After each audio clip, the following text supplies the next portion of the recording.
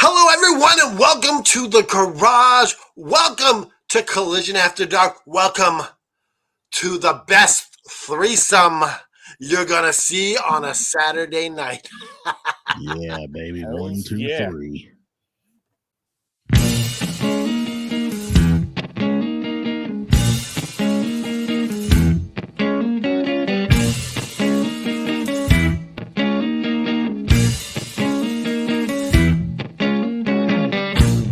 Tell me what's my age.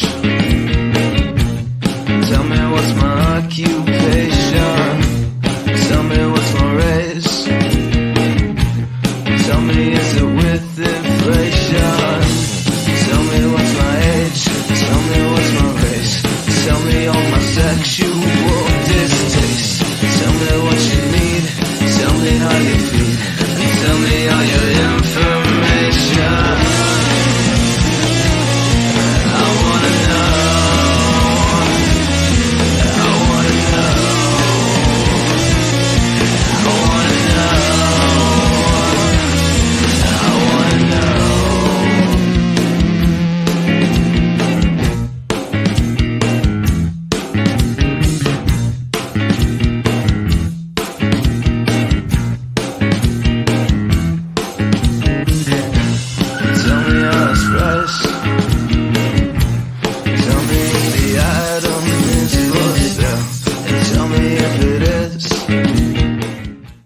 Well, hello, party people around the globe.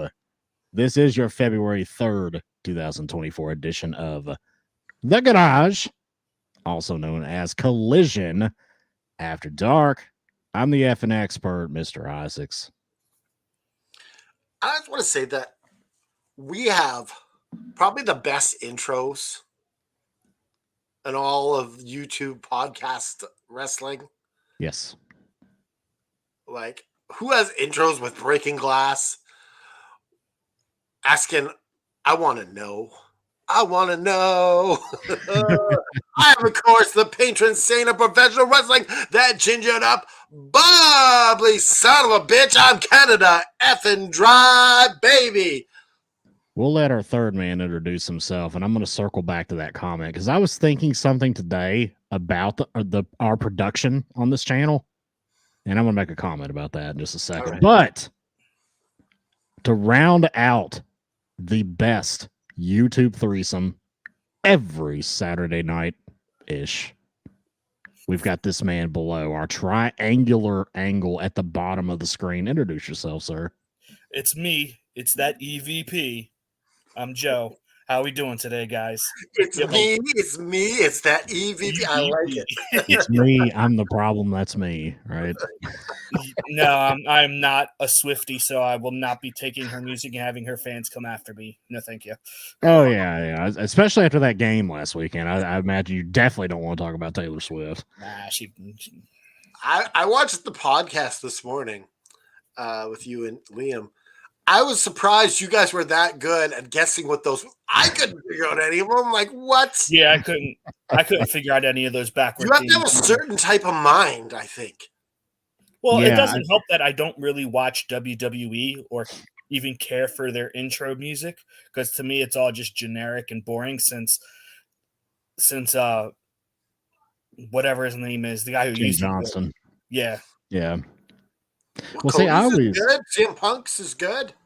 That's because it's an actual legit song, not something made up. I mean, the best ones are the ones that are actual real songs, like Rev Theory doing Randy Orton's theme, and I mean, but I thought they had a pretty decent little run when the those guys, the CFOs, that DJ duo, they made all the NXT Black and Gold themes. Like that, they did Nakamura's music, they did Bobby Roode's entrance. Yeah, those are good, but now whoever's doing it is just like generic rock. It's very boring. It's kind of like WCW's in generic in the dying days.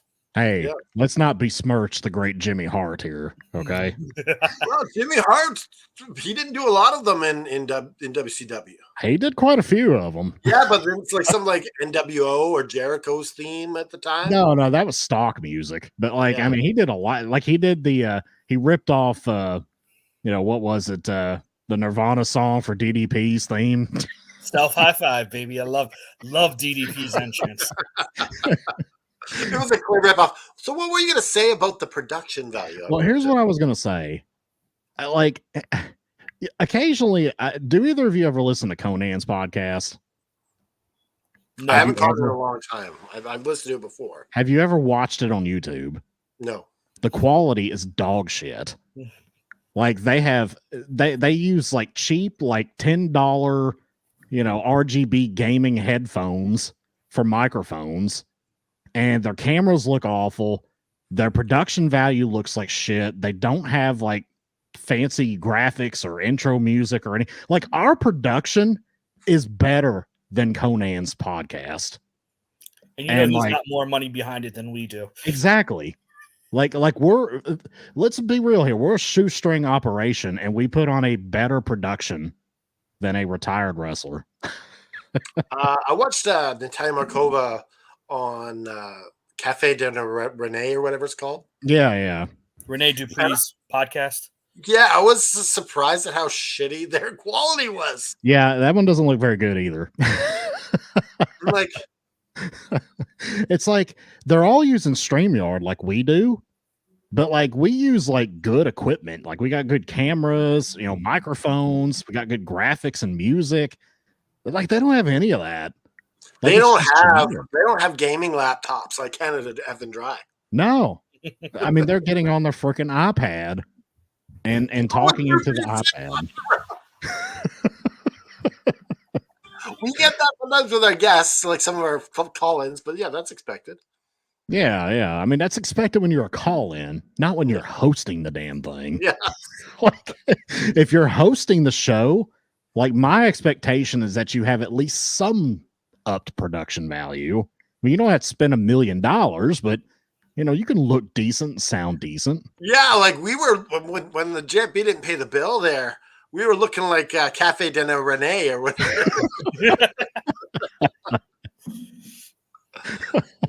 I'm glad you all got that situation straightened out, because I was looking a little rough there for a couple of days. Like, we could keep running on this for a while, but we have set our own expectations here, and they're kind of high up. Yeah, I mean, when I first started working with you guys and doing shows on here, I was astonished by the production value. I was like, I feel like I'm on like a legitimate like TV show as a panelist. Like it's just wild. Having JFB, his background, he's a legit movie. He makes movies for a living. Yeah. So getting this guy as my partner from day one, it was just like an open door. It's like I didn't even know when I said yes to him what I was getting. Invaluable resource. Yes. Like, while we're on this topic, before this channel got monetized and we needed some ad watch hours, I went back to the very beginning of this Sunday podcast and watched from like the first episode forward. My gosh, has the production and presentation just evolved like 100% over like what it was. Like it's so crazy looking for like the first podcast to where we are now. Yeah. Like, even my my camera was really fuzzy and all that stuff, and I remember watching the first one. Yeah, JFB had a different name for his intro every week. Like I went back and watched the first one. That was back when JFB would always wear like the like a Pittsburgh Penguins jersey or something. Bruins. He's always wearing Bruins, yeah. Bruins fan. Yeah, and like he would wear that every week, and because I went back and I checked out the first couple of episodes. I think Dallas was on. Was he on the first one? Yeah, Dallas was well in his car on his phone. We actually had to delete some original episodes. Really? Yeah. Why is that? Because we had a guy named Lewis. We're friends now, but we had a bit of a falling out, and he demanded I removed every episode with him in it. Oh, geez. So we had to. I'm like, okay, if you don't want to be on the channel anymore, like we had to respect that. Yeah. I'm like, okay, we got to delete him. So I was not aware of Didn't have that. It's the the first I've heard of technology it. to do posts and just scrub them from all our videos.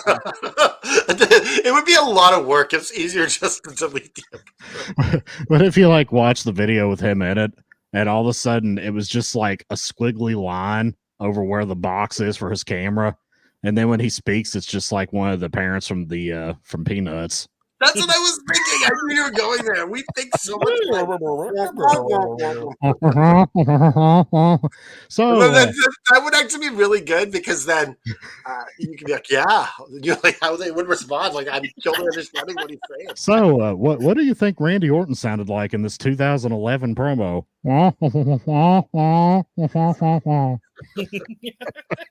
And then I'd have to like have me dub in my own. Yes, Charlie Brown. I mean, to be fair, in 2007, you probably weren't far off on a Randy Orton promo. Oh, I know. That's why I picked that.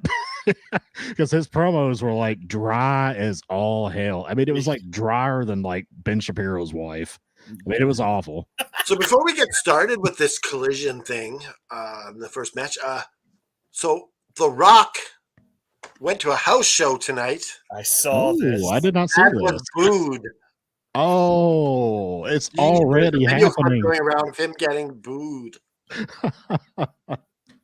I told you guys this is going to be Batista 2014. Like the fans are going to reject this. I don't know how you do it. How you check who's getting the negative likes. Yeah, I don't know. I don't know. Like because when you look at it, you just see the views. They don't show that. I wonder if you click on dislike, if it then shows you the total number of dislikes. I don't know. Because I posted it and I was trying to get people to do more dislikes if they want to. Because I think it would be cool if we could get in there and make some sort of movement. Oh. Are we frozen? Oh, yeah, definitely. Oh, it's not me. It's him. Yeah, it's him. Okay. Yeah, so I was thinking. Me and you did the same thing. We both moved our heads at the same time. Am I frozen? Is it? You're just like, whoa. Oh, no. I wanna get people hitting that dislike button and see if we can get something rolling. And like if they can make a change, maybe they'll take notice that the crowd does not like this right now. Maybe TKO will step in and go, oh. Am I back? Yes. Yeah, maybe they'll say, this isn't the right time for this right now. We do not need this backlash. And maybe they'll put Cody Rhodes back in with I don't see it happening, and I'll tell you why. Because on the board, you have Nick Khan, right? Who is really good friends with The Rock. Yeah. And if The Rock is on the board, there's no way this is changing. Guaranteed. That someone I was watching some YouTuber, I forget, but he was like, what The Rock is doing in WWE is sort of reminiscent of what he tried to do with DC. Tried to make it all about him to take over. We'll see if it works. I don't know. Well, maybe that's why Vin Diesel was so pissed at him. Oh, it is. Oh, yeah. Yeah. They had a power struggle. That's why they didn't get along. Yeah. But like looking back, I know we're supposed to be talking AEW, but this really feels like TKO's dry run of letting The Rock have creative control in the event that this Vince thing goes to Triple H. Fascinating. That is a hot. You need to post this as a hot take. You know what I could see happening if Triple H does end up leaving? The Rock's personal writer is Brian Gewirtz, that used to be the head writer of Monday Night Raw. He's going to be around. I bet he ends up being brought back as the head of creative if Triple H ends up leaving. I think it would be The Rock because they want that name. See, I don't think The Rock would do it full time. No, I think it'll just be The Rock in name value. I think Brian will be behind it. Yep. But The Rock you'll have The Rock coming out once in a while, big shows. Yep. I mean, now that's just me speculating. I'm not saying Triple H is going to get fired or anything. Yeah, right. But if they think that this wound any connections to Vince, they're just going to keep cutting. Dude, I think it all depends. Honestly, it all depends if this lawsuit gets to the point of discovery. I think if it gets to discovery, there's going to be a lot of heads rolling. Personally, yeah. I forgot to check with the comments. We got Cade. What's Some up, people guys? call him good take Cade, but I don't. I call him bad take Cade. BTC all day long. Bad take Kate in the house. Noob's in the house as always. Love you, Noob. Tiffany, Tiffany's in the real house. better. What's up, honeys? How you doing? She's Zara? always flattering us. She's trying to take the role of the Japanese ladies in, she's got a bit of a beef with them. They got a bit of beef with her, so it's She's the interesting. Tennessee version of them. Yes. Yeah. Were you gonna say something, Joe? I think we need to get a tag team, the two ladies from Japan versus Tiffany and Dollywood. Oh, There we go. The Southern Bells. Yes, the Southern Bells versus Team geisha Konnichiwa. ladies. Is it like geisha ladies or don't know the proper The term. Geisha Gals. Yeah, Or there the you go. Flying Bomb Angels. What were they called? The Jumping Bomb Angels. Yeah, the Jumping Bomb Angels. Yeah. That was a cool name. That was, yeah. They were kind of oddly. It was just like they were the only Japanese women you saw in like WWF in the 80s for a cup of coffee. It was so random, but they were good. They were good. Yeah. I was always amazed. They got a woman on TV and wrestling on Superstars. Yeah, man, that's some wild stuff.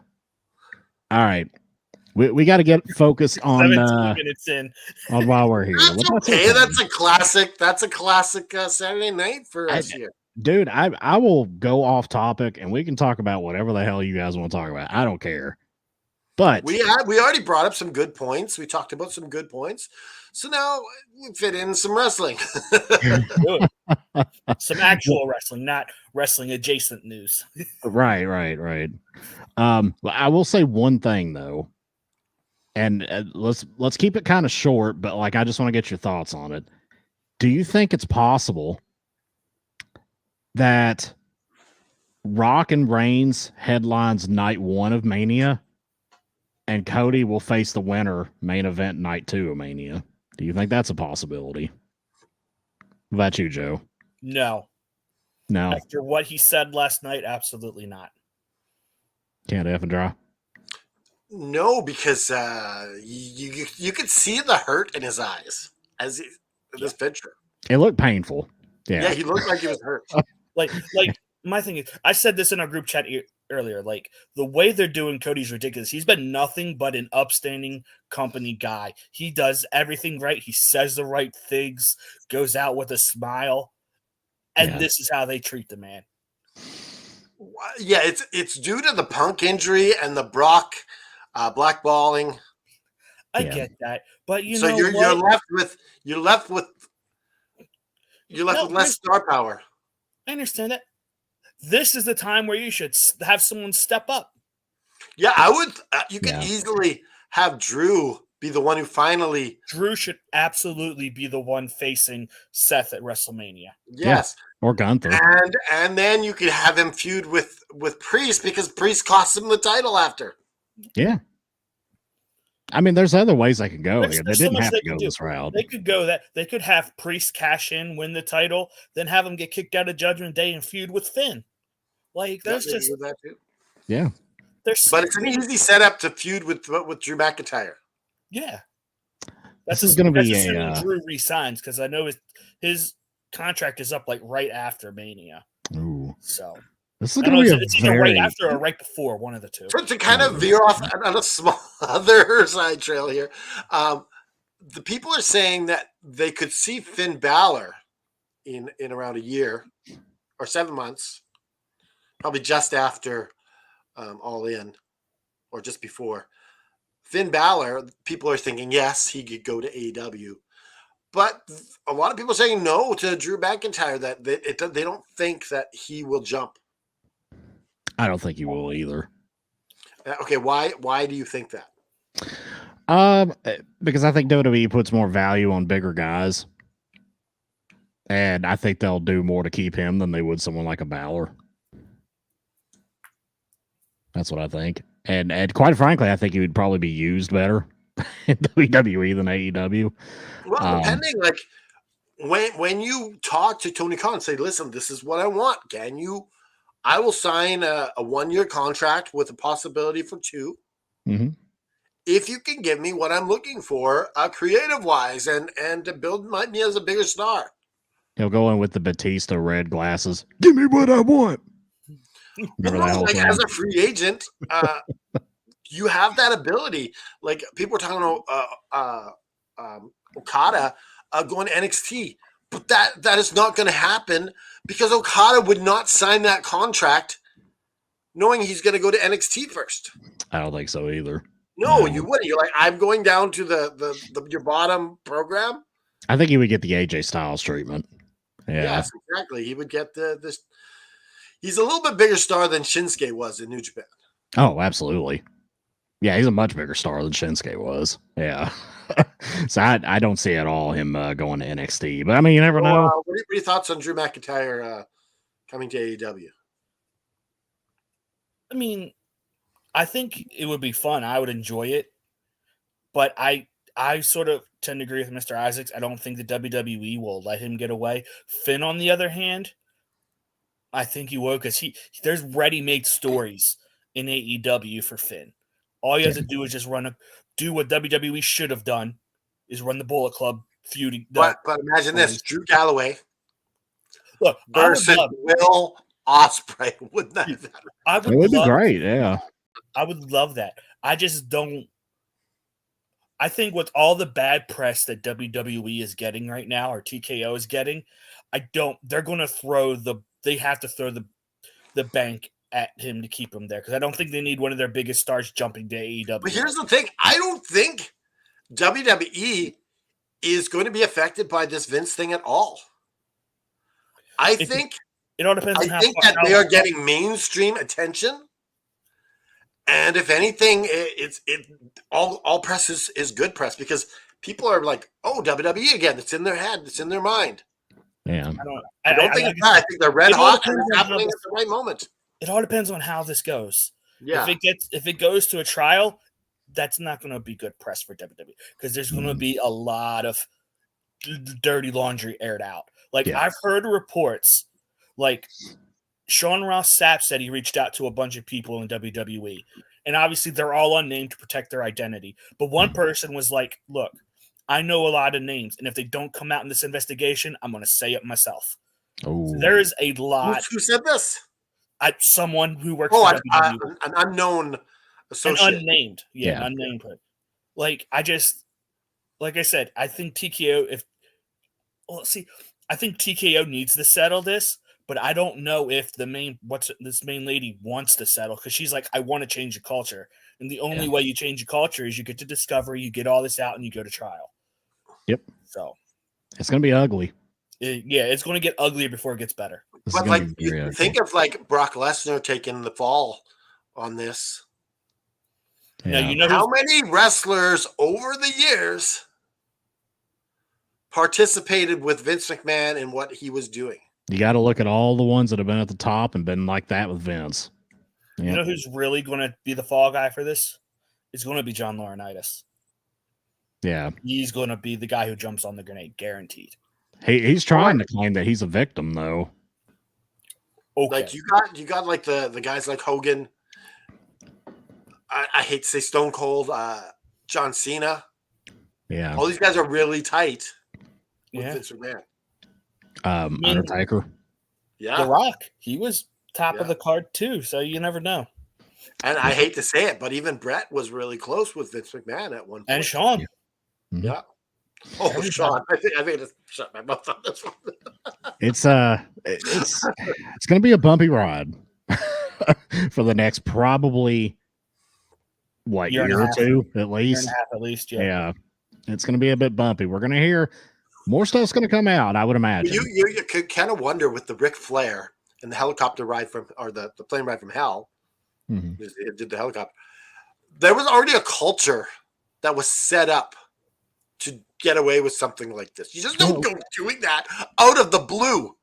Look at Tommy Dreamer defending Flair on Dark Side of the Ring. That's a culture that was created. Yeah. And it goes, like you said, it goes back to the 70s and the 80s as well. I mean, What did you see Shawn Michaels respond to some allegations that Brutus Beefcake made about him and Marty Jannetty? No, what did he say? That was from this week. Shawn Michaels like put out a statement, kind of disavowing all the Vince stuff and everything. And apparently, according to what he was responding to, Brutus Beefcake had insinuated on one of the Dark Side of the Ring episodes that Marty Jannetty and Shawn Michaels would drug women and take them to their hotel room. Ooh, that's a serious allegation. Yeah. That's Brutus Beefcake. We are not saying this. No. I mean, Shawn Michaels was responding to this, Yes. and of course said this wasn't true. But yeah, and look it up. This is something Shawn Michaels responded to publicly this week because he was kind of, I think he would have been better saying nothing. I will say though, Shawn Michaels had his press conference call for NXT Vengeance Day or whatever is coming up this week, and he handled PR a million times better than Triple H did after the Rumble. I think he's a little tad more charismatic. Yeah, like he didn't say, like he didn't come out and say, "Oh, this was a great week for the WWE." He was thoughtful and caring about his answers, unlike Triple H.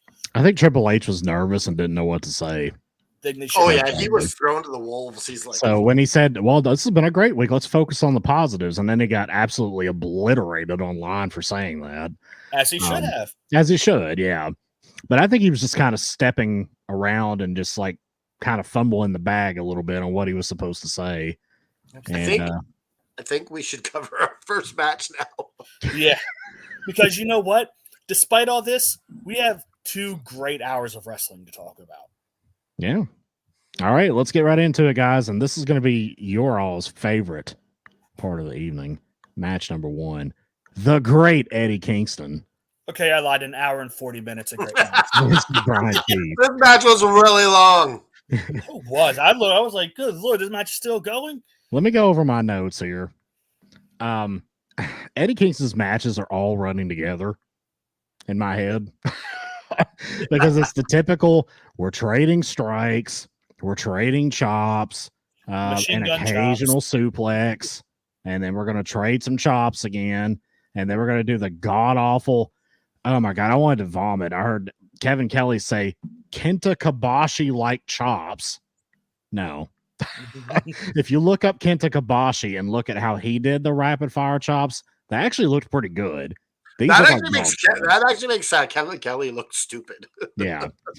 So, and out of all this, Kingston wins. And yeah, the match is what it was. Eddie Kingston's matches all look the same. They take the worst part of Japanese wrestling. Japanese wrestling is great, but they take the worst part, which is this, I'm going to forearm you, then stand there and stare at you for a half second. Then you're going to forearm me, and then we're going to stare at each other. And just, why does this have to happen every single match that Kingston is in, or anybody that wants to work a Japanese style, whether it's Moxley or whoever? I'm sick of seeing this. I'm sick of it. Why? Why do we have to keep doing this? It looks like shit. It's stupid. Canada Dry, what do you think of the opening match? Oh, this match was way too long. But I'm going to give props to Brian Keith. This guy's been putting in the work. He's good. Tony Khan, whatever reason, he's taking a shine to this guy. I don't, maybe just sees him as a good mid-card hand. But whatever reason, he's put in the work. He got this, I don't know, I think it was like 17-minute match with whatever the hell his name is. Eddie Kingston. Eddie Kingston. He got in this, like, and it was too long. It was repetitive, but I choose to take the positive out of this. They get the mic over to Eddie Kingston after the match, and he's been praised as such a good promo guy. Go talk to that guy. I'm like, what? Like, this is your big. I didn't even catch what he said before that. He just said, "Go talk to that guy." He called Tony Schiavone like Captain Obvious or something. Yeah. It's like this is your big promo guy. Like I don't think he's that great of a promo guy. Yeah, he certainly hasn't shown it too well. EVP Joe talk. GM Joe, what do you think? I mean, the match was fine, but I agree it was too long. And the fact that Brian Keith is officially all elite is a good thing, personally. Yeah. I love watching his matches. Like he's very different from most of what the mid card is in AEW. Like he's uber charismatic. You could tell he's put in work to hone his craft. Yeah. And it's nice to see someone like who's been on the indies for 12, 15 years get a shot to be on TV weekly. It's a great thing. I really like this Brian Keith guy. Like, I think he's really good. I've been impressed with him every time I've seen him. He needs to join Bullet Club, though. Do you know what would happen if he went to WWE? He would be in NXT for like 6 years. He would be Keith Bryan, damn it.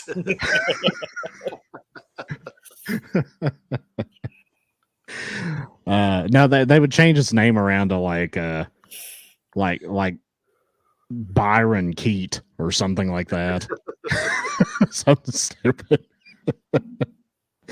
After the match is over, we kind of glossed over this already. Schiavone got in the ring, announced that Brian Keith is all elite. Congratulations to him. Bryan Danielson is out to the ring. I love this so much. Yeah, it's just to fuck with Eddie Kingston. Yeah, shakes Keith's hand. Not just shakes his hand. He then goes and like does this thing where he's like raising his hand up. Raises his hand up. Yeah. Giving him some props. You're going to be better than Eddie Kingston. That's a good name for him, Keith Bryanson. Keith Bryanson, yeah. But they'd have to change it up. In NXT, they would call Bryanson like Bryson or something. I do want to bring up, I'm glad Eddie is at least embracing that he is a bum with his new shirt. He's just said panhandling in the ring, and we got some change. Yo, I can chop and I can do a suplex once a match.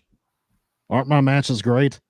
All right. Well, this leads us into a I put a little note here that Danielson's luchador opponent here was sitting here looking at the monitor. He should have done the Brett sideways monitor view that we see in all the memes where he's like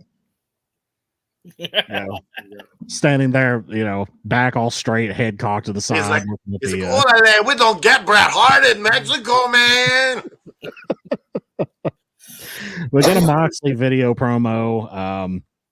He kind of rattled on. I didn't hear too much of what he said. He said something about this isn't like the other, quote, lazy American wrestling show. And basically just talking shit on the CMLL luchadors. Basically set up a 6-man tag for next week. Yeah. I like that he talks shit. I usually don't like it, but I like that it was fit in there somehow. Lazy American wrestling show. It's almost like a Japanese guy.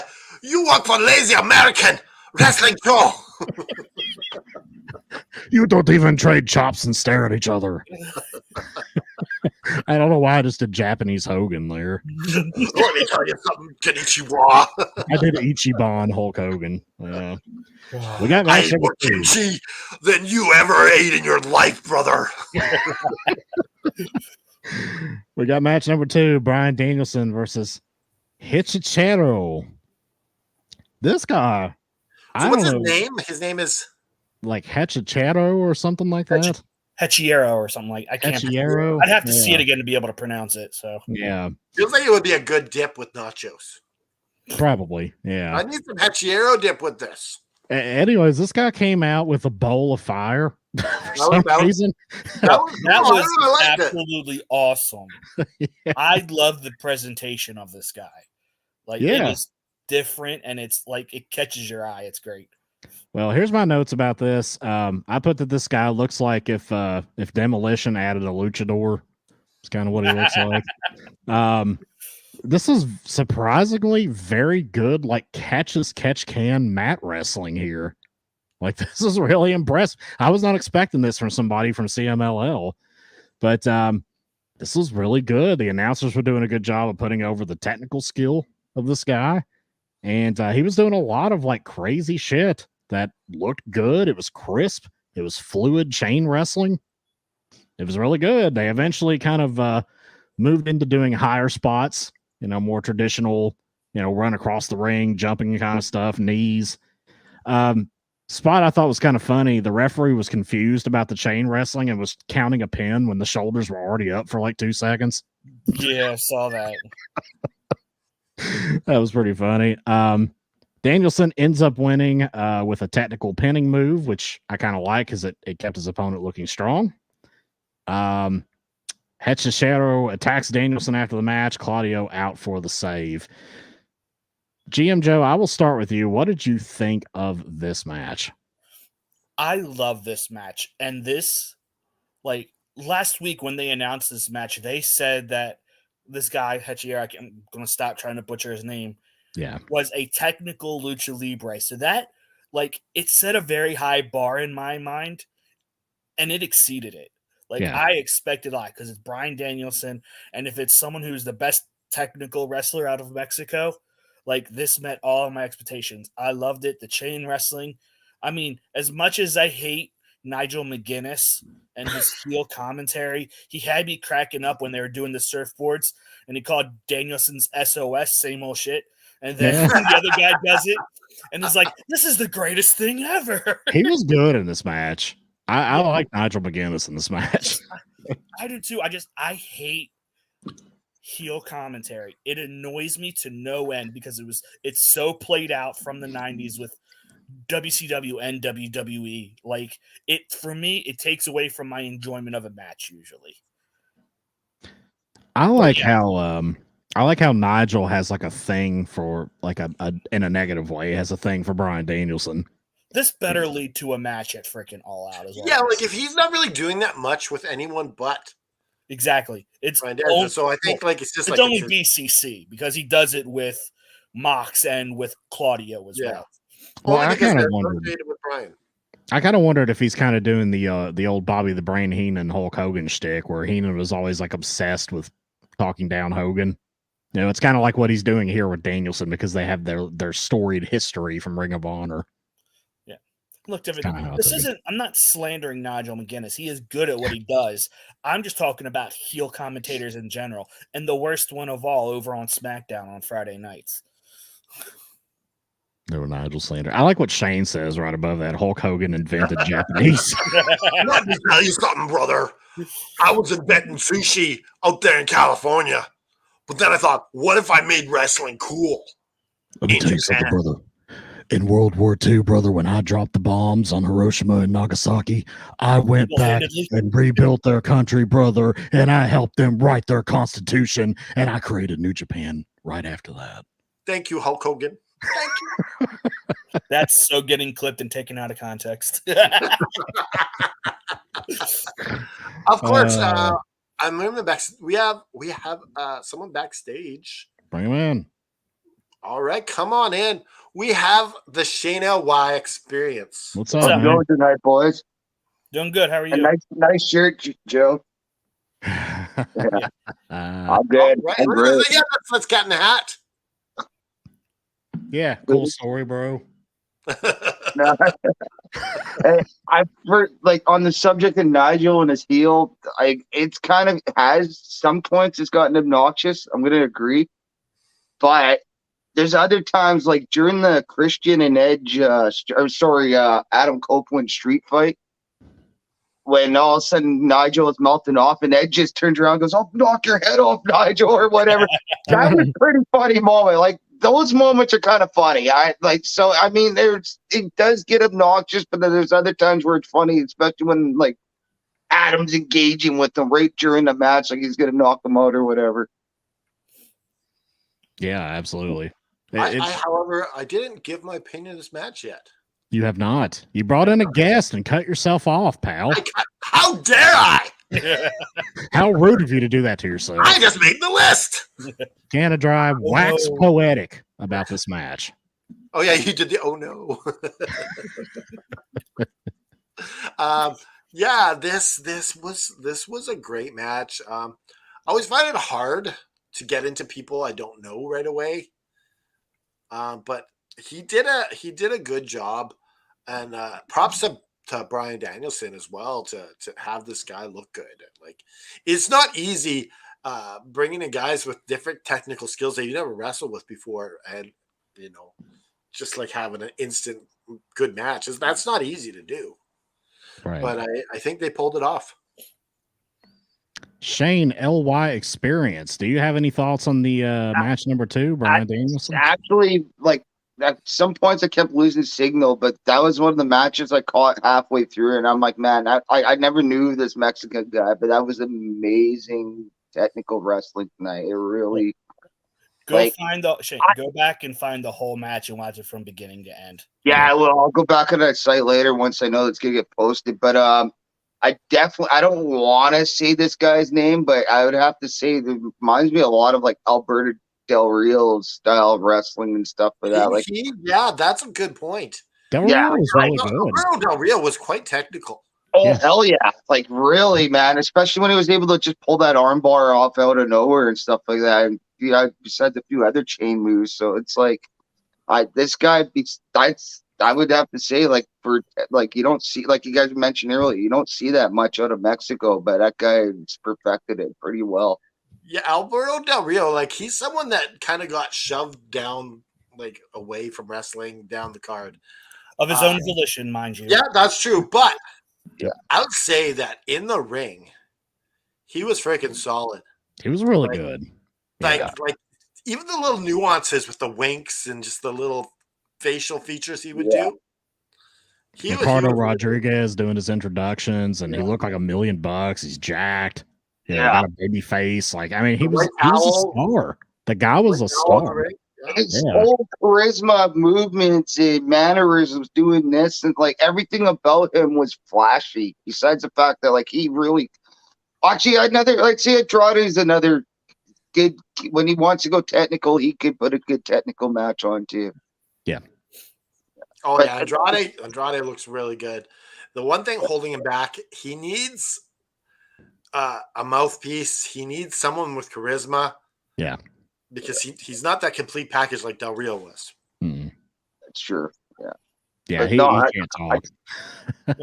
But the TML guy, he's going to need a manager. Like, if they want to keep putting this guy on TV, he's going to need somebody that can talk for him, because we're not going to understand what the hell that dude's saying. Especially for all of CMLL, like in this whole feud, you need a spokesman who's going to represent them on TV. Make it Prince Nana. Do it. Apparently Andrade knows very little English, because I was listening to another podcast and they made mention of like what somebody, like a promoter, told them when they asked Andrade for a booking or something, and his response was "don't available." Wow. So yeah, he literally doesn't shit on Andrade for a second here. Well, real quick. If English isn't your first language, it's a hard language to learn, man. Don't available. No, but here's the thing. Andrade has been wrestling in America for how many years, and he hasn't taken the time to put in the work. And he's married to a American. Yeah, that's my point. Like, do the freaking work, learn some English, make yourself a bigger star. Have you ever heard Charlotte talk about when they first met that, like, he literally didn't speak English like fluently at all, and they were using Google Translate to talk to each other on dates? Oh, no way. Yeah, look this up. Charlotte actually said this in an interview. Yeah, I'm saying this is a pure lust sort of thing for Charlotte's side. Yeah, I mean, if you don't have a way to even verbally connect with somebody, this is pure lust. You kind of have to assume that there's a very strong physical element to that attraction. Yeah, but look that up. She really did say that. Yep, I've had to use Google Translate to talk to relatives of my Japanese side of my family. All right. Yeah. Like, that being a problem, like, gotta do what you gotta do. You're a pretty white Japanese guy, I have to say. I'm pretty damn white for somebody that's half Japanese. was gonna say, are we gonna be able to like bring you in and have you like talk to Ayaka and the Japanese women we have in the chat every night? We'll have to have Google Translate.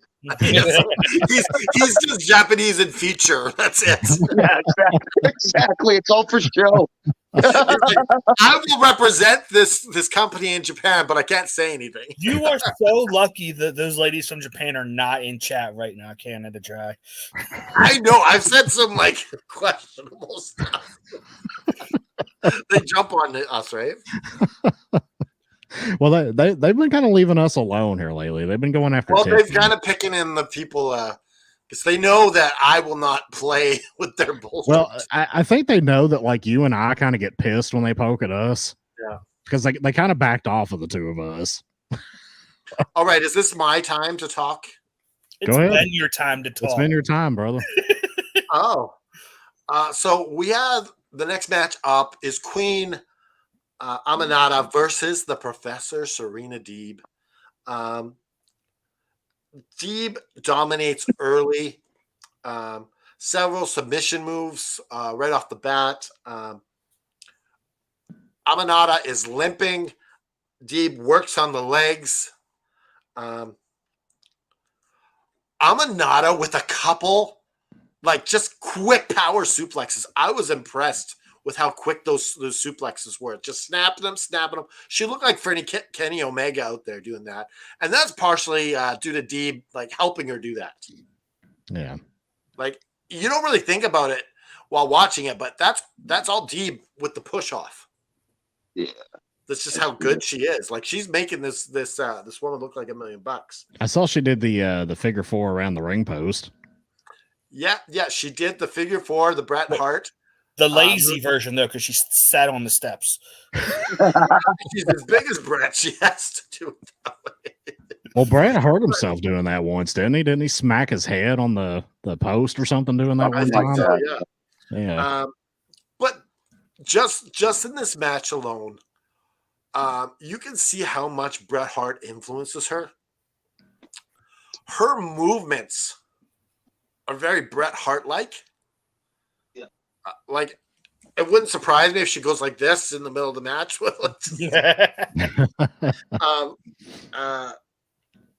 I'm going to watch this match for another half hour.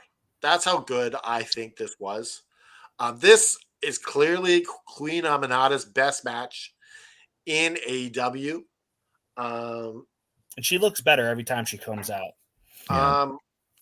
Did you miss this, Jeremy? I did. Yeah, I had to step out of the room for a few minutes, but I saw the figure 4 around the ring post. I saw that part. That's about all I remember seeing. But Aminata looks fantastic, though. Like, I kind of wish they would quit using her as the jobber, like everybody every week. Well, this is her. I think this is her like graduation. It must be because she's really good. This was her best match. Deeb made her look like $1 million. Like, I think she's gonna get the next push here of the newer women. What did you think of this match, Shane? I caught about half of it because that was another match. It kept coming in and out on the signal I was getting. So that's what.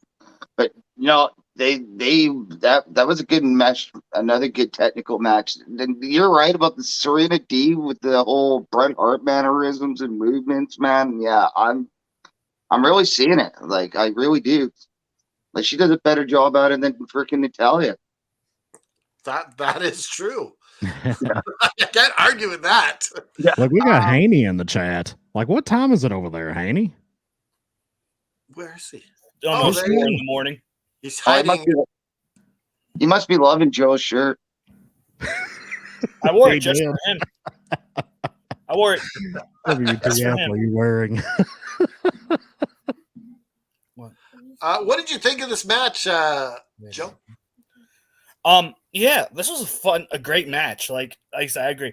Queen Aminata's best match. Serena Deeb is always just a great match. Like she doesn't mess up. She's very methodical. Like you said, that's obviously the Bret influence on her.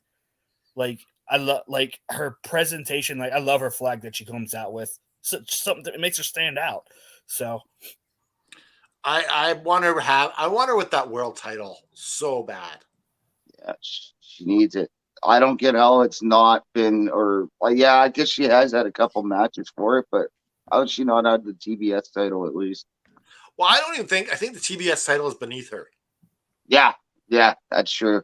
I think she needs that Yeah, goal to just put the seal of approval on her because she's just so freaking good that make her your workhorse. Like, and I've been noticing on Collision, they've been putting on, even if one's a shorter match, they're still putting on an extra women's match on They Collision. have to. They have these rankings now. They can't just have one match a show for rankings. Nothing will yeah, ever change. that's true. Yeah, 2 wrestlers changed the ranking this week in the women's division.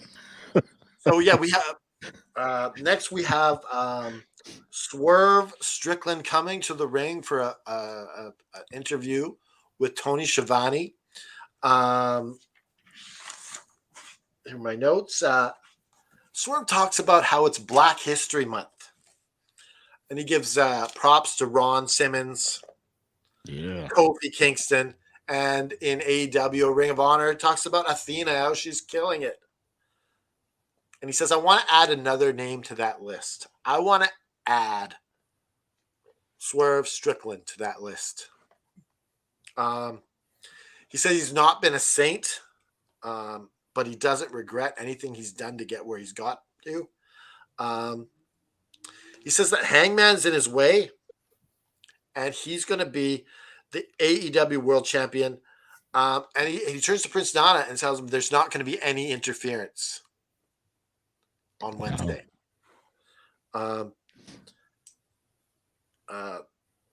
Your thoughts on this EVP? Oh, me, yeah. Yeah, you're EVP. I wasn't expecting you to come to me first. I like this. This is the kind, like, I know he's like a heel, but he's not. But wrestling needs more of this type of heel. Like he's just he's not the heel that just gets the local town heat. He knows he does evil. He owns it. Like there was a line in this where he's like, I know I've done some bad things, some evil things, just downright reprehensible, but it's for a reason. So he's like, the ends justify the means. And it's like, this made me want to see him be world champion so much more than what it did before. I'm scared that this was sort of alluding to him losing on Wednesday personally. I hope he doesn't. But they Just really... real quick before I get to Shane, this kind of makes me think he's winning because of Black History Month. I don't know. They really harped on, I'm 2-0 against you, so I don't know. Yes, but tonight you notice the 2 challengers were Black women getting to showcase. I don't know. We'll see. It's all about Black history on this show. It's possible. Part of me still thinks this is going to be a triple threat at Revolution. Shane, what are your thoughts on this match? The match, you mean the promo? Oh, yeah, sorry, yes. Honestly, you know what? Swerve's promos, just like when MJF pre-title and getting the title, it's just been going better and better. And yeah, for the heelish character, MJF does do the local town pop, but you want to talk to somebody that actually is playing the devil character perfectly, Swerve has done a great job. It's like the last few months. He's been on fire. But, you talk about like his ring entrance. He's exactly just walking slowly as Swerve's dancing. I seriously love that slow, methodical walk of him looking around. Like that's that. Like he looks badass. He does. He really does, man. Like he's pretty much got his own dancing clown in front of him. Just like I've even got my own entourage to dance for me. I think that could eventually get to him just going straight out by himself. His whole Swerve Strickland crew just getting kicked loose. Like when he goes on his title run, I have a feeling it might be just him on his own at that point. But I said that before.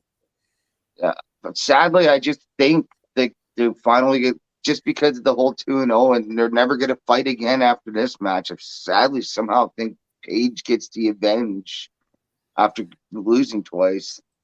I don't want it. I want it the other way, but that's how I'm kind of seeing, like Black History Month or all. I think Paige gets the last one of the trilogy. Alex Haney says I might be looking into it too much. They don't want to do any virtual signaling. I hope so. I really don't. I don't think. I hope they're not doing that, because I really don't want Swerve's success to be tainted by this. You know what I mean? Like, I don't think they're going to go this route. I think Hangman's going to win. Yeah. I think he's due for a win here. Obviously, I'd rather see Swerve, but I don't think they're going that route. I think they're going Hangman. I think somehow it's going to end up a tie, and they're both going to go to Revolution. Yeah, that's a very real possibility too. Yeah.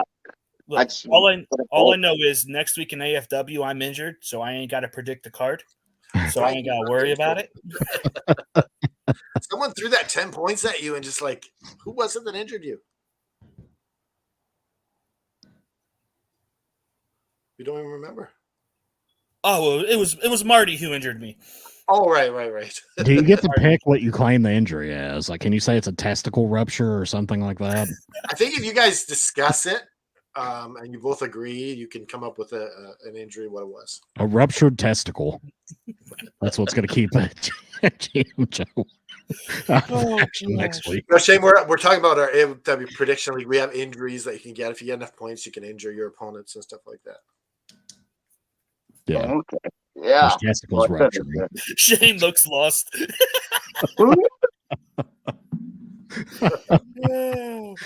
I saw a little bit of this promo. Oh yes, you go ahead if you saw. I saw a little bit of it, yeah, and Swerve is just so amazing.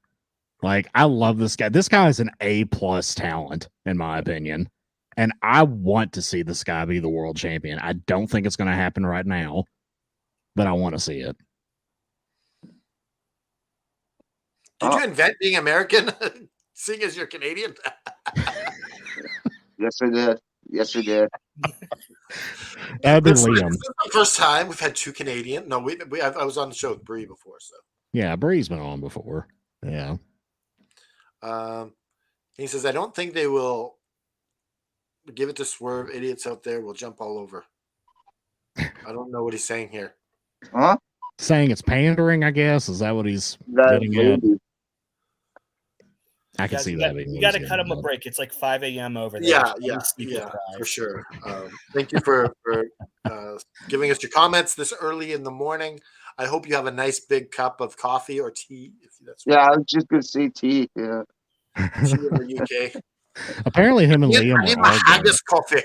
Him and Liam were arguing one day about how you properly prepare tea. I was like, is this like a big debate that happens in the UK or something? And Liam told me it was.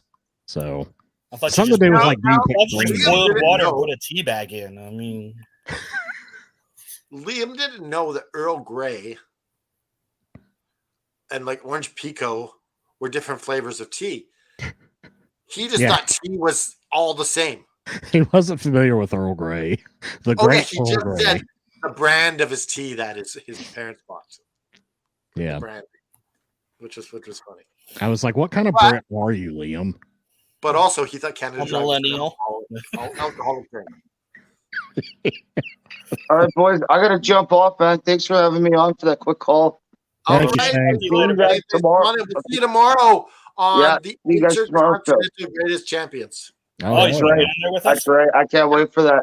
All right, catch you guys later. Thanks for having me on, boys. Have a good one, buddy. Be sweet, boys. Yeah, I remember Liam thinking that ginger ale was alcohol.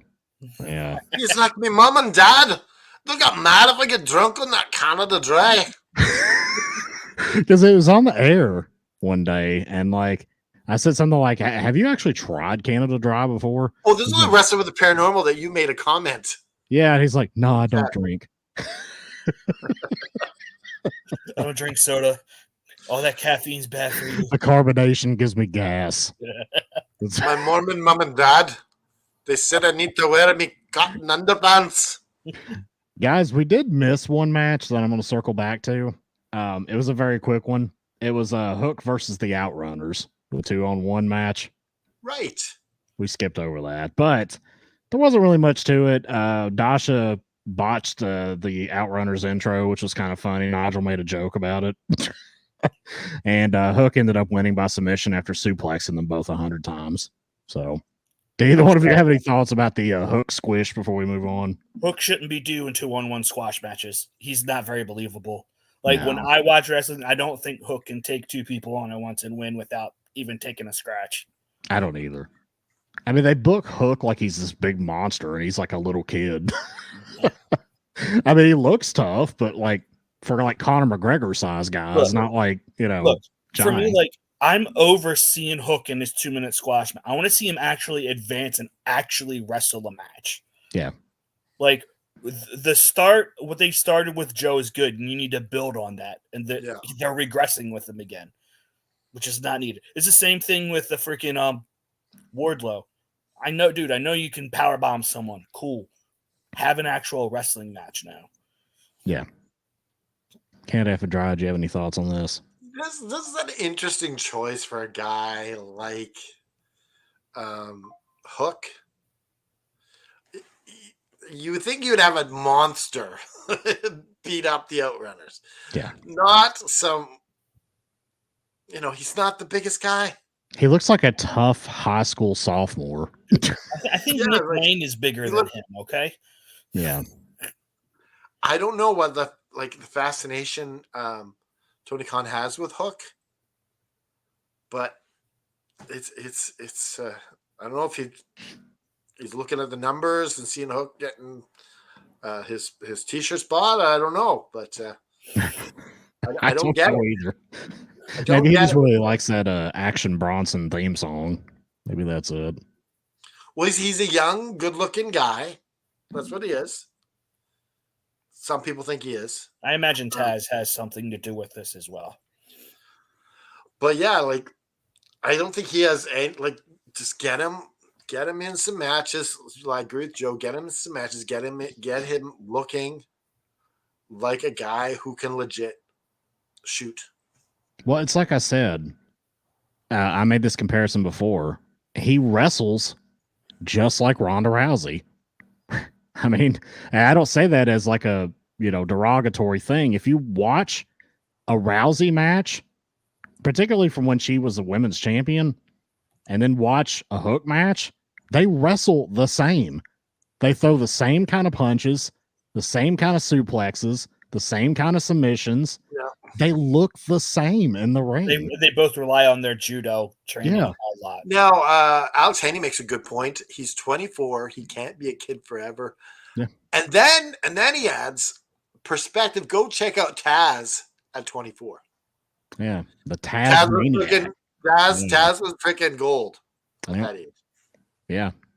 And Eastern Championship Wrestling and a little bit of Smoky Mountain. Yeah.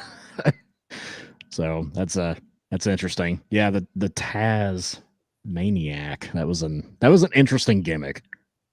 GM Joe, do you remember seeing him as Taz maniac? Very little of it, yes. It was basically the same character. He just changed his name from Tat to when he was Taz. But I remember he's just short, stocky. He looked like a freaking Tasmanian devil. Just came out there and wrecked shop. Well, they made him more like he was a savage. He had the Jimmy Snuka kind of outfit. He was like a savage that was uncivilized. Hook looks like he plays games all day. He needs to clean his room. Do you remember seeing those pictures of Hook partying in the strip clubs? Yeah, he was trying to stuff money in the G-strings. He's a little badass. You got to give him credit for that. He seems like legit in being tough. He's just not a big guy. So I don't know. We'll see where this goes. Why don't you make him? Because it's not believable that he's going to be like a Bryan Danielson. Yeah. So this is the only way you can book him. But the idea that he's beating two guys is just preposterous. It's not believable. Yeah. I wonder if he could bulk up a bit. Like he needs to go to like AJ Styles' nutritionist. Something good. Yeah, he does. Oh, Munchie mode is one of those things that you'll find you run out of groceries quick in the house if you have Munchie mode. Where'd all my food go? All right, so I guess that takes us now to the main event, right? Well, we didn't miss any other matches. The second Red women's Velvet match. and Vert Vixen. Oh, the second, yeah, Red Velvet against the Statlander clone, Great Yeah, Value Vert Vixen. Statlander. Yeah. Yeah. One of you really want to comment This- about this match? This match was really quick. I was gonna take notes for this match because you were busy doing something, Yeah. and I turned my head for a second. And it's over. I'm like, I don't even know how it ended. Joe, can you fill us in? I don't remember, to be honest with you. I mean, It's a trifecta. from what I remember, it wasn't offensive. Like, it was a fine match. It just felt like you said it was rushed. It felt like they were all trying to get their stuff in. I really think that they need to get rid of this Red Velvet. I could see her Vert going to Vixen, WWE. Vert I could see Vixen her- looks more like a professional wrestler than Red Velvet. Yeah, she looked like the Wish.com Chris Statlander. But she's got a nice look to her. Like she could. She's Yeah. got a nice body size. I mean, she looked just like Statlander, but like less toned. But yeah, I mean, she didn't look too bad from what I saw, what little I saw. I did hear that Red Velvet was announced as From Your Mother's Kitchen. From your Yes, mama's it's a kitchen. classic thing. Yeah, that's interesting. She's always been hailed as From Your Mama's Kitchen. I guess She it's used just to the do first that time I whole paid like attention. mixing bowl thing, but she doesn't really do Mhm. that much anymore. Yeah, Red Velvet, like Red Velvet cake, is an interesting thing because it's just really dark chocolate that just happens to be red in color. So it's like I guess they just don't want to call it chocolate, so they just jazz it up, mix some red dye in, and it's I think this it's like new a, thing. then it wasn't like German chocolate cake too, so they probably just wanted to stay away from that. The whole World War II thing. Eat Black Forest, I tell you. This can't be German anymore. Damn it! Let's put some Irish in it. Make it red. It's not a German Shepherd, it's a British Shepherd. A British Shepherd.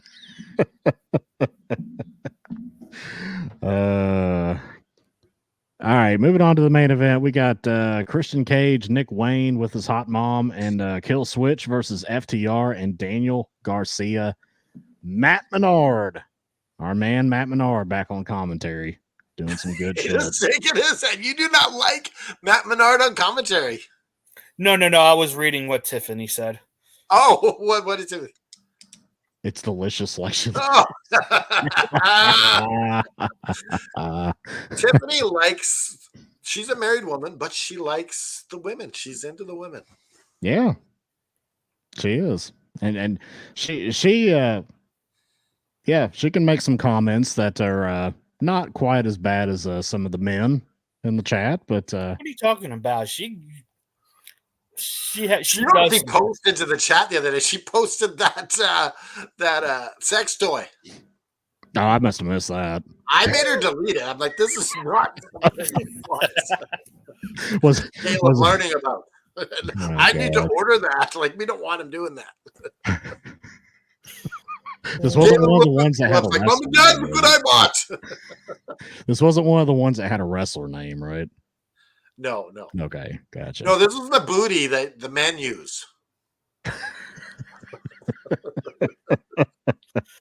was Oh, the booty in a box. Anyways, getting back to this This match is here. after dark. This is after dark. Come on. This is after dark. Yeah. Hey, you know, if you want to talk about it, that's all good, man. We can talk about it. Filth, go take a cold shower, lady. And I see that Reddy and Ayaka keep trying to get my attention, saying something about some fake feud or something. I don't know what you're talking about. Like what?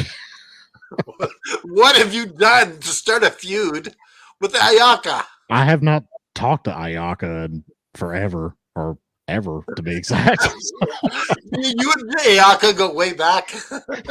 We go way back. No, but Rennie, I don't know what you're talking about. All right, Ayaka, there's no feud. I have no clue what you're talking about. Wait, so- I got something for you. What's that? What you talking about, Ayaka? We got some Gary Coleman up in this bitch. Yeah. In this match, Garcia looks like he's in his prime. He looks amazing. Does Daniel Garcia not look like he's doing his best work right now? Yes. Absolutely amazing. You know, I want to just talk on this for 1 second. Yeah. I love Daniel Garcia with FTR Yeah. because he needs to be with like-minded people. He's a technical wrestler. They are technical wrestlers. Mm-hmm. And they need to be working together, not putting him with some guy that, like Jericho's not a technical wrestler. He can be, but he's not a technical wrestler. Right. But yeah, go ahead. Yeah, I agree with that totally. I thought Garcia looked amazing here. I thought Nick Wayne looked amazing. This kid is so good. The way he sells, his timing, his moves, very, very impressive for his age. Like, this kid's going places. He is so good. And him and Garcia had a lot of one-on-one in this match, and it just looked fantastic. So Dare I props say to this? them. That Nick Wayne makes Sammy Guevara expendable. 100%. Yeah. I would take Nick Wayne over Sammy Guevara 10 times out of 10. Yeah. 100%. I think there's quite a few guys on this roster that can do what Guevara does and do more and do it better. And he's one of them. Yeah, guys like him, Kyle Fletcher. Kyle Fletcher, like this guy, he's high on my list. Yeah. Ospreay coming in. I mean, for God's sakes, Guevara can't keep up with Ospreay. I think No we way. need to maybe do a stock up, stock down episode pretty soon. Yeah. There's a lot of guys we can put on there. Like, where was Kyle Fletcher like last time we did that show? Like, he was nowhere even on the radar. And Aussie Open. Yeah. They were like wrestling in Ring of Honor for their tag championship. Yeah. Yeah, that kid is good. He's very good. But Garcia ends up getting the win. This was a really, really good match. It was just a really good back and forth, good spots, good timing. And the other episode, back to the magic of wrestling. She even spelled it the same. No, it was something to do with, I think, Liam was like calling me like a twat or something because like I picked the Danhausen theme and he didn't know it. Mind you, he did Retribution. Yeah, he did Retribution. Like, anybody remembers Retribution? I was like, dude, all right.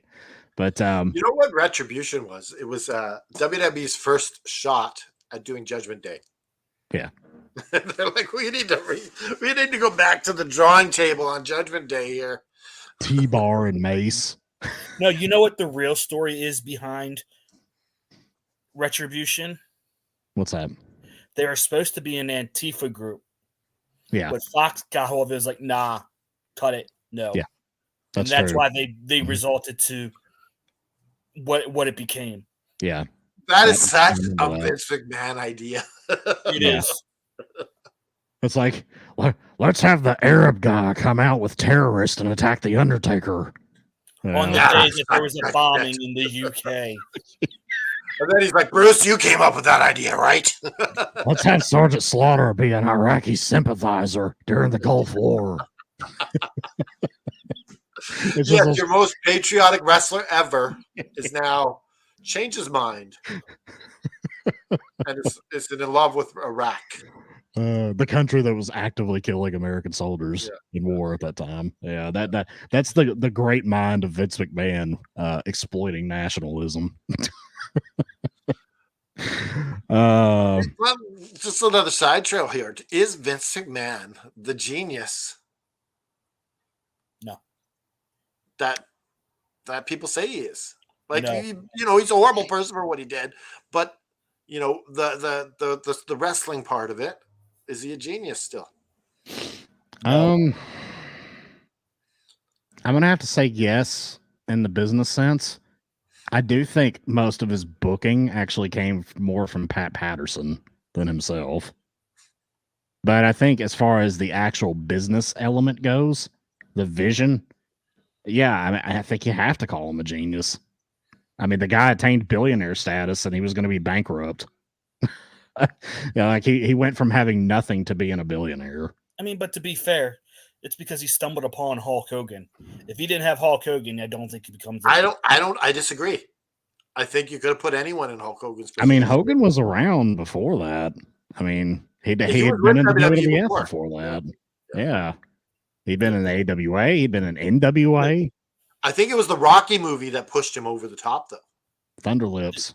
Look, Yeah, Thunderlips made CM him. Punk said it best. McMahon's a millionaire who should have been a billionaire, and he's not. He used to be a billionaire. Yeah. Well, yeah, like you think of like the smarts it takes to gather the right people around you and use them properly.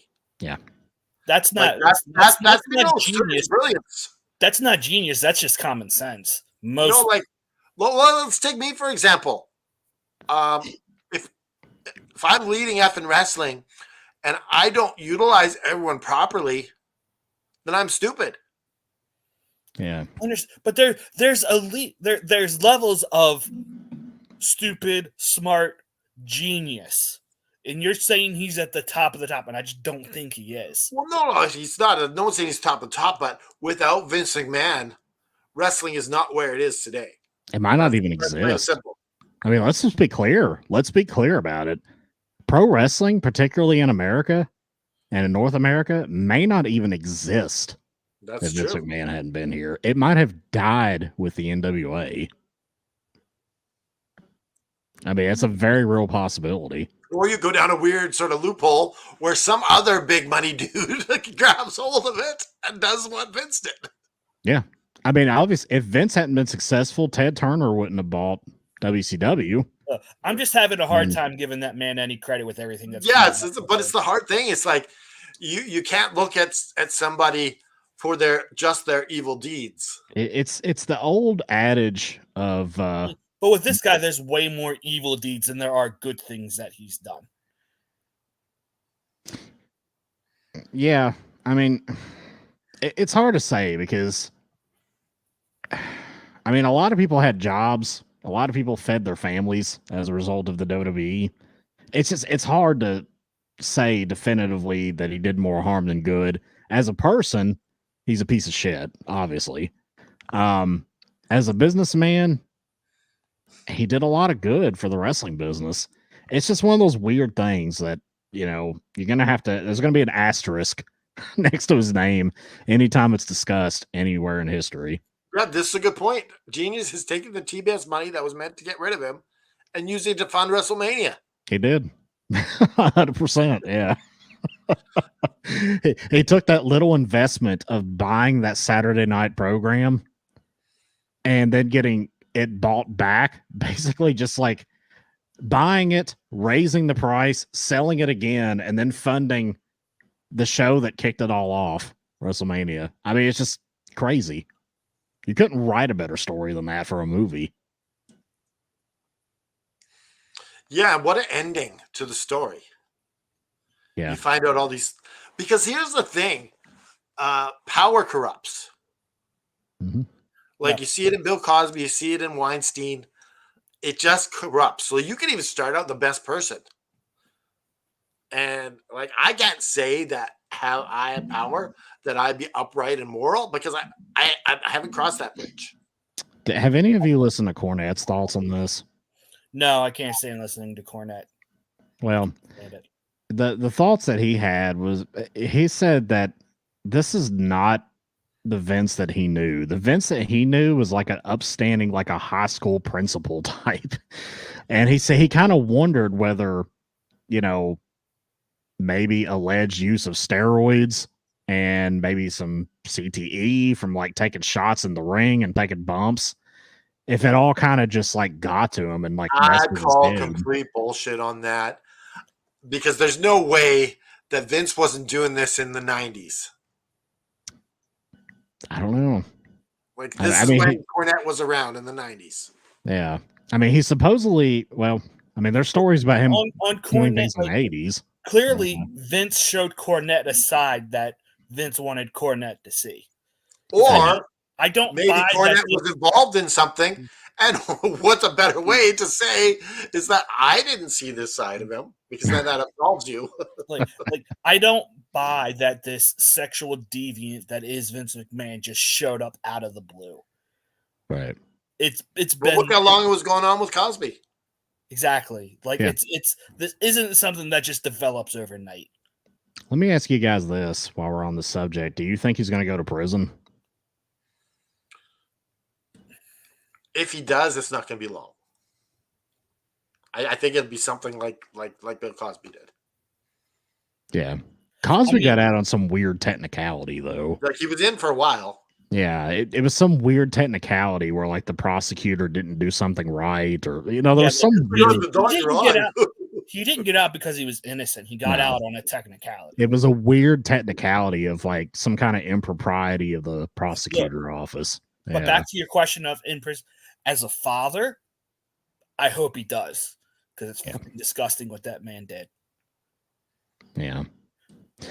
Yeah, I mean, I think that if what we're seeing now ends up being true and more people start coming forward, I think there's a very real possibility this man might end his life in prison. Hey, Alec, how's it going? Good morning to you. Hi. Sorry, I'm still a bit tired, but What's up, Annie? Are you drinking coffee or are you drinking tea, or what are you drinking? not yet, because I want to try and get back to sleep after this. Oh, so you're not gonna have no coffee. Let me ask you something, Haney. What was the disagreement you had with Liam over tea? Was it like adding cream to the tea? Is that what it was? It's when you add the cream, but was it what stage you add it in? You know. Okay. Yeah, I agree with that. I don't think you should be putting cream in tea. I think you put lemon in tea. Yeah. That's why we conquered the world and used this. It was also why you lost the world. We didn't lose the world. We gave it away. We decided that most of these weren't worth the hassle. You know. You get your country. You get your country. You all get to keep it. The cream in the tea was a performance enhancer. Is that what you say? What kind of cream was this? Was it like, you know, from bull testicle fluid? Oh, now we're talking Jackass #2. Yeah. I mean, if you think about it, like take the situation with the Boston tea situation, it was 3% tax. You would love 3% tax now. yeah, 3% tax would be pretty nice. Yeah. Yeah, that would be okay. Yeah, like a 3% sales tax, and then, like, you know, lower or get rid of the income tax. That would be pretty nice. Yeah. Yeah. What did you want to talk about? No, I was just, and I was just calling in around the sort of Vince thing, and you know, I sort of like, I'm very much one for it should either be a criminal or civil, and the fact that it's not criminal sort of doesn't bode well with me. You know. It's clearly a play on money, you know, and if he has done what they say he's done, then it should be going through the criminal courts and not through a civil case, you know. Supposedly the lawyer for the woman that's involved has subpoenaed some of the other ones. Now, one of the ones is the woman that supposedly got a payout. Now, she's obviously going to have signed an NDA for that 18 million that she got. Are you talking about Rita Chatterton? So it's going to get very messy. And what was it called? I think it'll go away very quickly, or it'll go the whole hog. What was it called? You know, the whole situation doesn't sit right with me, you know.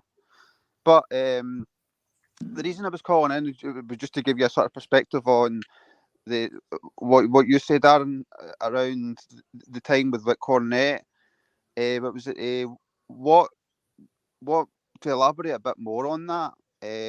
With Cornette, the WWE was ran very differently back in the day. It was basically ran in Vince's living, what was it, dining room. Yeah, he said he was So at they were Vince's all house sort of- every day. Yeah, Yeah, I heard stories of like sitting on the pool and like on lawn, Yeah. like folding lawn chairs.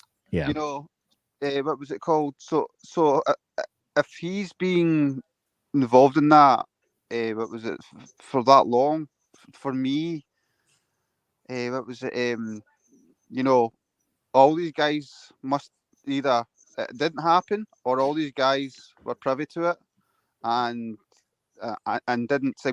It's the same with it's not wrestling. It's just and this it's really badly with because in terms of music, I'm a big like John Lennon fan and Elton John, and there's a performer called Gary Glass. I don't know if you've ever heard of him.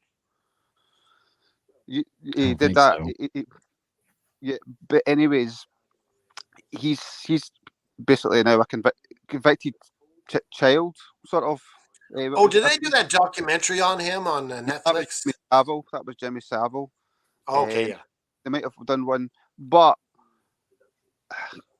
his social group was John Lennon, Elton John, Rod Stewart. You know, Yeah, and yet you've got all these people that, I mean, I'm sure there'll be the documentaries come out. You'll have all these people come out and say, "Well, yeah, we seen it, we were there." You know that all these people that you enjoy. You know, what do they know? You know, Dutch Mantel come out and says, "Yeah, I seen Vince do this and do that." You know, yeah, well, you went back 3 times in that period of time. You know, what was it? Maria Canellis as well. She's out talking about it just now. This woman's not wanting to like keep her mouth shut about anything. You know, if somebody's did her wrong, you know, I just think it needs to be out the civil courts and goes through a criminal investigation to well, what happened and who was involved, because you know kids are the main priority as fans in this. You know, what was it called? What was it? And then going back to the sort of like, not to say anything like the Patterson allegations and things like that in the early 90s, and then like, you know, obviously going back to the 80s and the 80s and the 70s, you know, it's just frightening. You know, the whole wrestling, what was it, world could just be ripped apart through this whole situation if it's left to linger too long. You know, because who's going to want their kids to go to a wrestling show when all this news is going on? You know, Yeah. in the news. You know, it's very difficult to sort of compartmentalize. I can't get the word out. Sort of like rationalize any of it. You know. Well, one thing we have to mention is that the existence of a civil case doesn't absolve him of criminal liability. You know, it's important to make that distinction. It's just up to the prosecutor whether or not they have the evidence. No, it's not that. But there is, like, back in like August, the federal government raided Vince's house. So I guarantee you, because that came from a grand jury subpoena. I guarantee you, there's probably an indictment on the way. Yeah, that's why I think he's going to go to prison. Yeah. What about Brock Lesnar? Could he face some jail time? I don't think so, because I don't think what he did from his end was illegal. It was unethical, certainly, but I don't think he did anything illegal. I don't see, because they'll probably pressure him he'll probably get a deal to.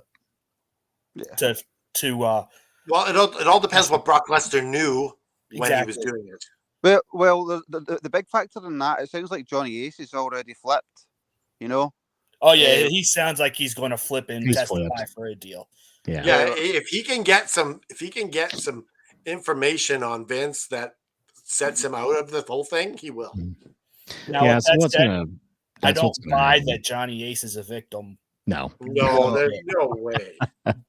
I think he's going to flip, and he's going to be a star witness for any potential prosecution. Or he's the patsy that Vince puts it all on. I don't think. No.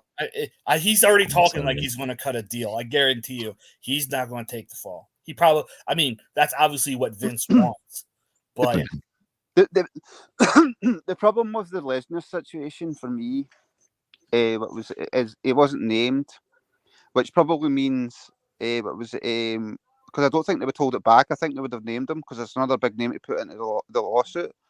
I think they didn't have the evidence, so therefore it was hearsay. So they redacted his name and just put UFC. So obviously to put that out there, but essentially what he's received from what the lawsuit says is just weird fantasy crap. It's videos. Whether or not the videos were done, but was it consensually or what was it? The thing that's going to be the deciding factor for Brock's fate is what specifically he asked for. Yeah. Like if he asked Vince, "Hey, can you make her have sex with me or something?" If they pull up something like that, that's solicitation of prostitution. Yeah. But Or even if Vince offers it. yeah, I mean, even if Vince offers it and he says, "Oh yeah, sure, I'd like to have that," again, that's like getting into a deal of prostitution. So that would which is where Tell you what, you gotta sign this next contract. which is where the sex trafficking charge comes in. Yeah. Unless I've got more than Leslie and they're not letting it out just now, but it just feels weird. The man's for like it's so money orientated. Like Vince would says but was it like Brock, we're going to give you $4 million. He's like, that's not enough, Vince. Okay, Brock, we're going to give you $4 million in a piss video. Oh, where's the sign? All right, we got to finish our show up here with our flowers and give our show rating. Thank you for coming in. What are you going to be drinking this morning, Alex? Probably a combination of water and caffeine. So we'll find out later if you chose tea or coffee. Is what you're saying? Yeah. Have a good one, Alex. No worries. Cheers. Bye. See you later. Amy. Bye. All right, guys. Let's go ahead and let's do match of the night and bell ratings. I think we could throw out promo because there were no promos aside from like one or two. I mean, I guess we could. I guess there were. There was the. I mean, there's only one promo that's worthy of getting promo of the night. We're all gonna pick Swerve. Yeah. We'll just call it that. So let's just go ahead and say it right now. Swerve Strickland is promo of the night. So what's your match of the night and bell rating of the night? Where I missed a couple matches here, I'm just gonna go based on what I saw. But Can't F and Dry, I will start with you. My match of the night is Serena Deeb and Queen Aminata. I enjoyed this thoroughly. I enjoyed that Queen Aminata is getting a little bit of a push here, even though she lost. She looked like $1 million taking this loss. Serena Deeb looks like championship material. My bell rating is going to be for this match, this card. I'm going to give this 4.27. All right. Nice whole number there. 0.27. I saw it in my head before I said it. So what say you, Joe? My match of the night is Danielson and Hechiero, or however you pronounce his name. And I'm giving it 4.25. I loved, this was such a great episode. This felt like early Collision with the way that this match card just flowed. A lot of wrestling, not a lot of talking. It was good. Yeah. I loved it. Yeah, I also think this was a very good night. My match of the night is also the Danielson match. It was just fantastic. I had never seen this luchador before, but I'm very impressed with him, and I hope we see more of him. That's definitely my match of the night. Star rating or bell rating, I'm going to give it a 4. I thought this was very solid. Good wrestling throughout. This is my kind of Collision here. It's just very wrestling focused and wrestling heavy. No bullshit. Very enjoyable. I liked it. 4 bells. I've said it before. It is amazing what bringing back the ranking system has done for AEW wrestling. Yeah. We're only 2 shows in, and Dynamite was fantastic show. This was even better than Dynamite, in my opinion. So Let's keep the momentum rolling. absolutely. What do we got the total this? 4.173. That's a damn good episode. Yeah. When we're averaging over 4 bells, that's a good episode. When we're averaging over 4 bells and the expert is giving a rating, it's a Yes. good episode. Yeah, I All right. reserve my 4 and aboves. It's got to be pretty. It's got to hit a lot of. It's got to take a lot of marks for me to get 4 bells. So what do you guys think AEW's going with this? With all the titles. Okay, so we got possibly Swerve and Hangman going for the world. We got Strong going for International. Edge is going for the TNT title. And Brian going for the Continental Crown and the other titles. It's a lot of titles flying around. The tag's kind of up in the air. It looks like it could go to the Bucks, maybe by Revolution. I think ultimately the Bucks get the titles. Yes. Yeah, and I'm kind of looking forward to. I wasn't originally, but I'm looking forward to a Bucks like EVP run, like because they're just like the only EVPs right now, which is going to be Matthew great. and Nicholas. Yes, Yeah. like I am loving what they're doing right now. I gotta admit, they're showing some good guys who think they're bigger than they are. Yeah. yeah. I like what they're doing. And the trios, what's going to happen with those come Revolution? Well, I don't know because the Guns are the number 1 contenders right now. Yeah. So could we have maybe we're talking about possibly a unification match, maybe? Which is hard because like you're destroying this t-shirt making faction by doing that. Yeah. But could we have FTR climb up? FTR and Garcia. They're in the mix now. Dude, here's my thing. You have FTR, arguably the greatest tag team on the planet right now, and you don't have them in the tag. Look at those tag team rankings. They have the Dark Order. Well, here's the thing. I think you need to take a break off of FTR for a bit. Not build them as tag team dominance because then people get sick of them, like Hogan getting the title over and over and over and over again. I mean, look, they can be the one to put over a team that gets the number 1, though. They don't have to be number 1 and get the title shot, which I think will ultimately happen. Yeah, but you can do that any time. But chasing the trios is kind of a fresh look for them.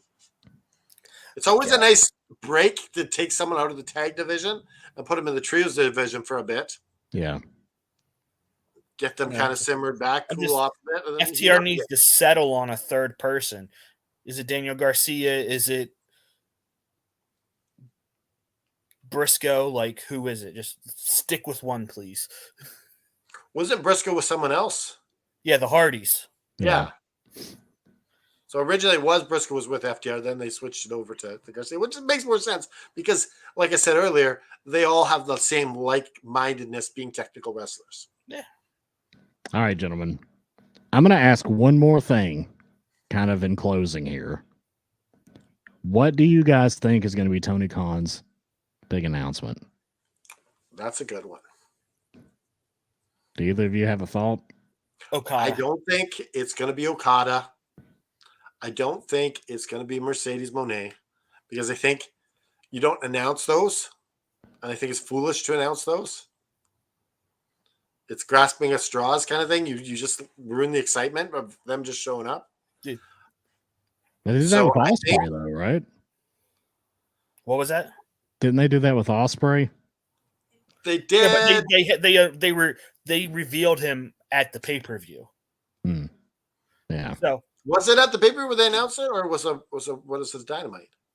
Oh no, they said on Dynamite that at the pay-per-view there's going to be a big signing. Yeah.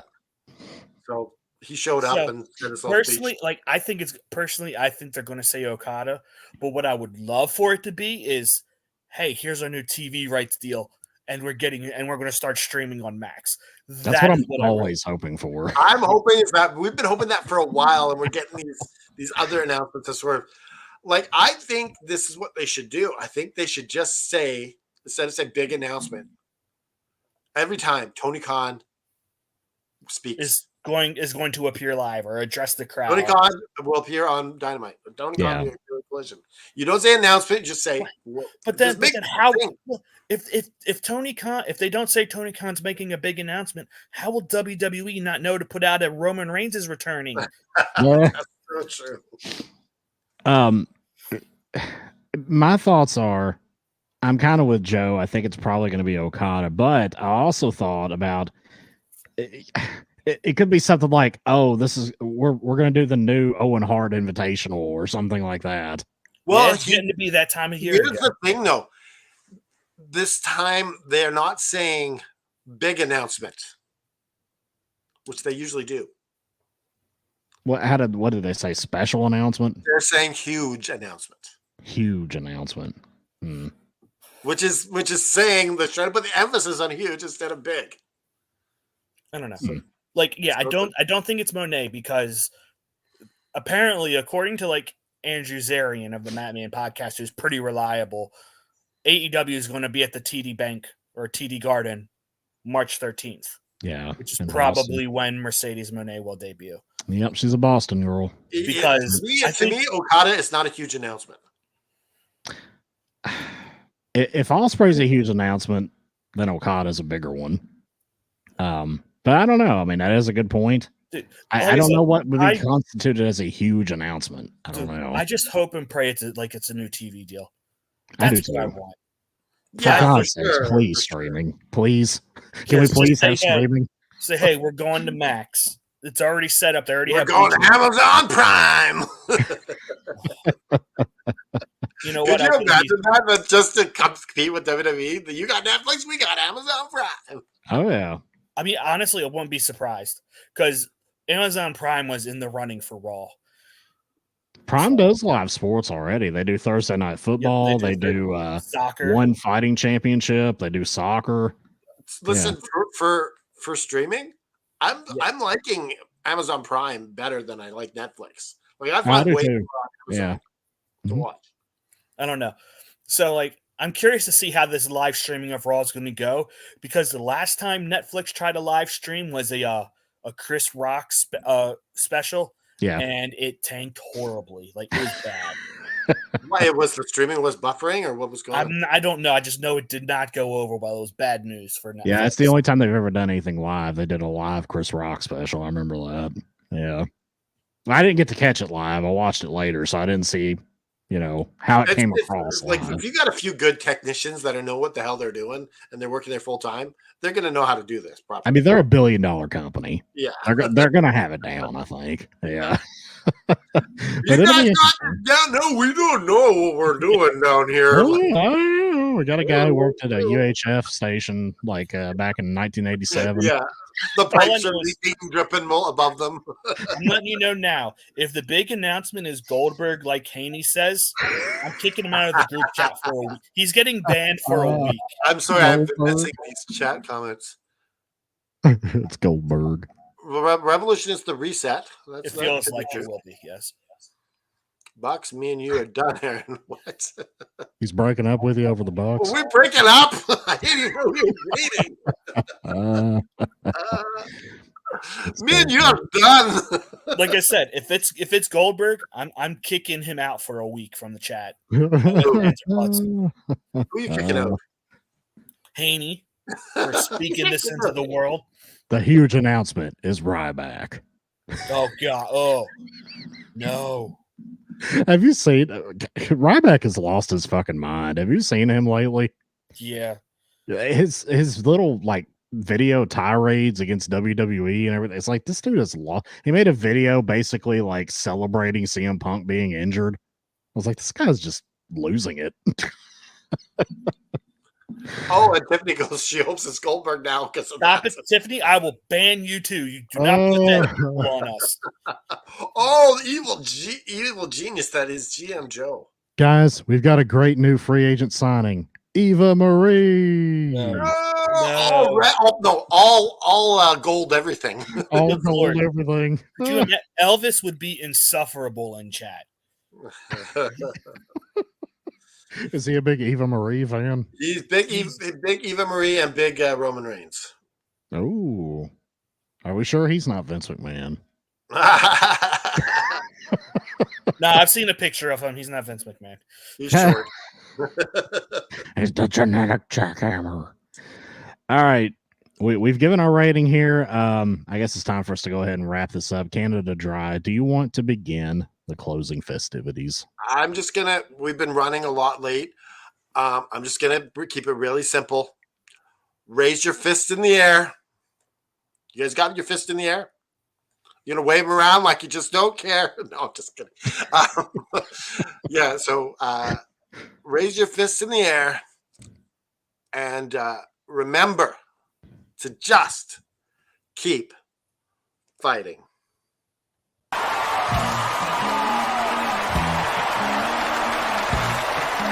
This has been an effing worldwide media production.